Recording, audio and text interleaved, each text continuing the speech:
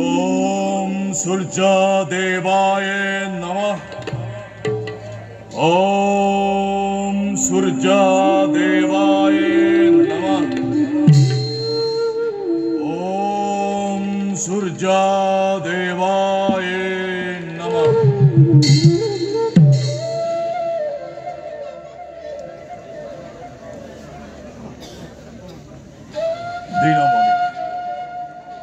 দিনহীন কর্ণর দেবতা লোয়া মোর সহস্র প্রণাম। তেজ দিয়া শক্তি দিয়া বড় বীর্য দিয়া প্রভু অনন্ত জন্মর কাহিনী মোর কোনেও না জানে।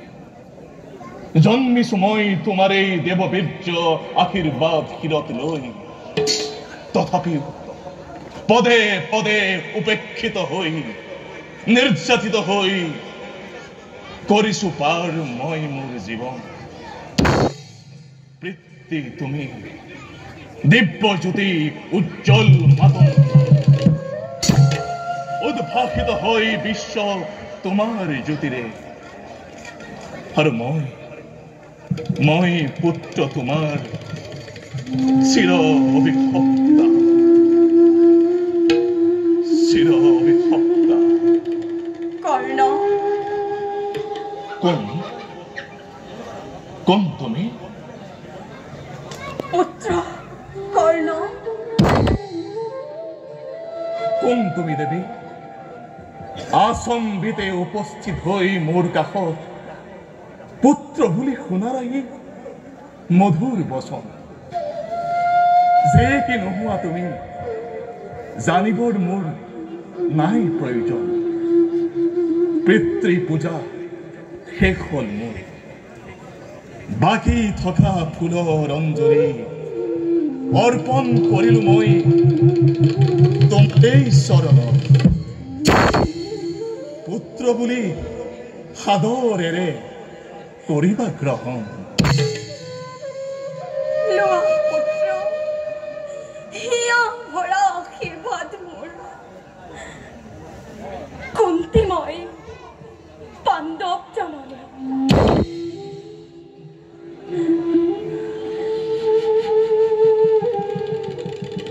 পাণ্ডৱ জননী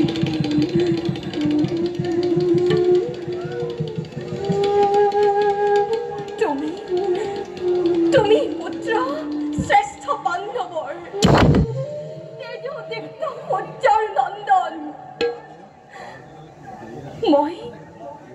মই কুন্তি সঁচাকৈ জননী তোমাৰ।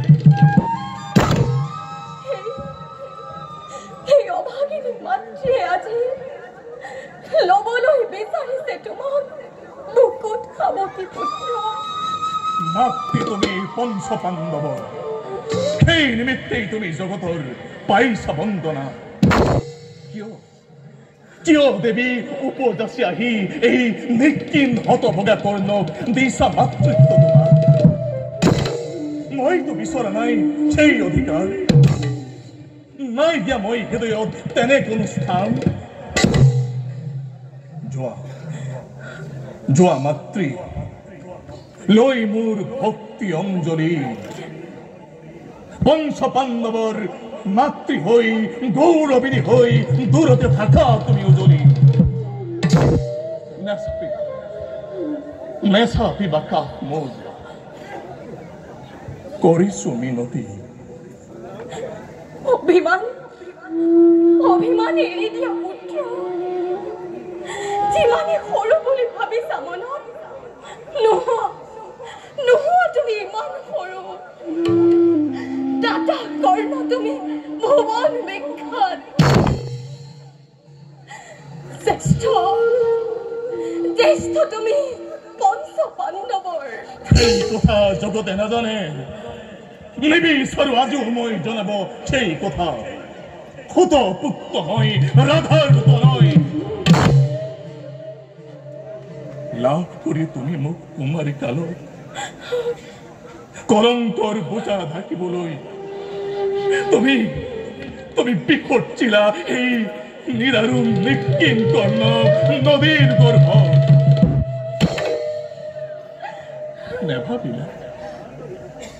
নেভাবিলা তুমি এবাৰো মনত মাতৃ হৈ ৰাক্ষসী বেকেৰে কি শাস্তি বিহিলা এই পুত্ৰ তোমাৰ এবাৰো নাভাবিলা তুমি বাৰু সেইবোৰ পাহৰা কথা পাহৰা কাহিনী সেইবোৰ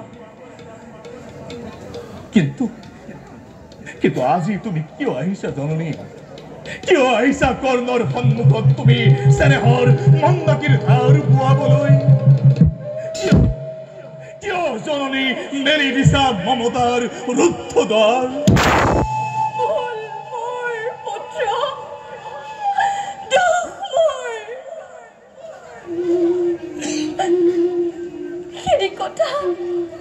সেই কথা মই কৰিছো স্বীকাৰ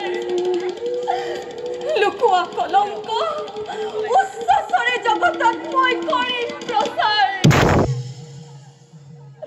তাৰ বাবে তুমি মোক পুত্ৰ নিজ হাতে দিয়া শত দণ্ড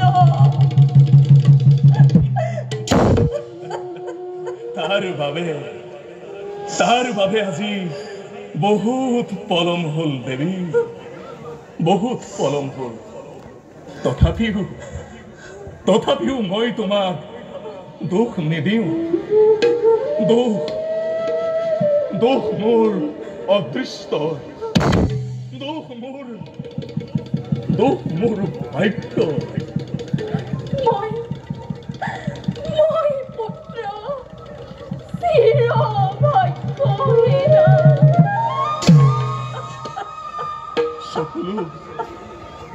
সকলো নতুকিবা জননী সকলো নতুকিবা পুত্ৰ হৈ মাতৃৰ চকুলো মই স্থিৰেৰে চাই থাকিব নোৱাৰো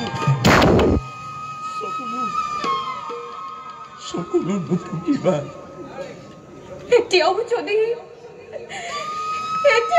দিবলৈ কোৱা তোমাৰ সত্য পৰিচয় আহিব লৌৰি তোমাৰ পঞ্চভ্ৰাতা যুধিষ্ঠিৰ মাথো ল'ব তোমাৰ আগত জ্যেষ্ঠ তুমি পঞ্চ পাণ্ডৱৰ সেইহেতু হস্তিনাপুৰৰ ৰাজ সিংহাসন লাভ কৰিবলৈ সহজ হ'ব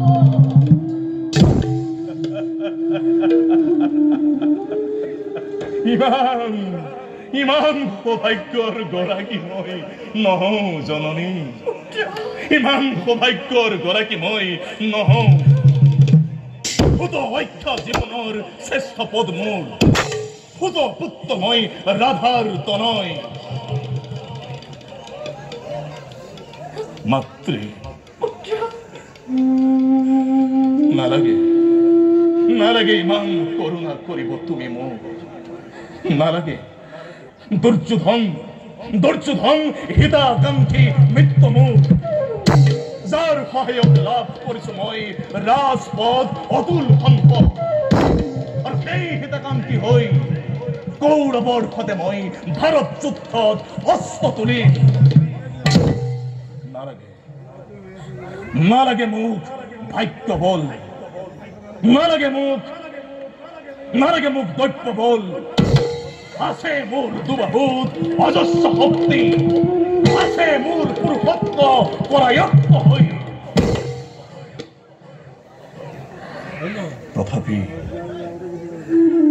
তথাপি তুমি চিন্তা নকৰিবা জননী তথাপি তুমি চিন্তা নকৰিবা পঞ্চ পাণ্ডৱৰ নহয় কোনো ক্ষতি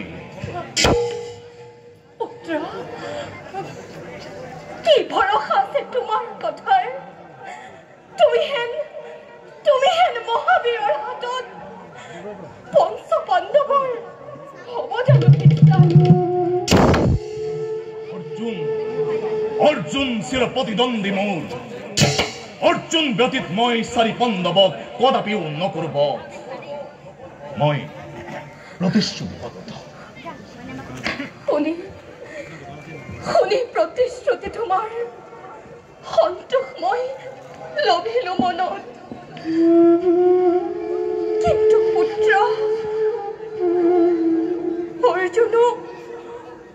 অৰ্জুনো নৰবনে জীয়াই সেই কথা নাজানে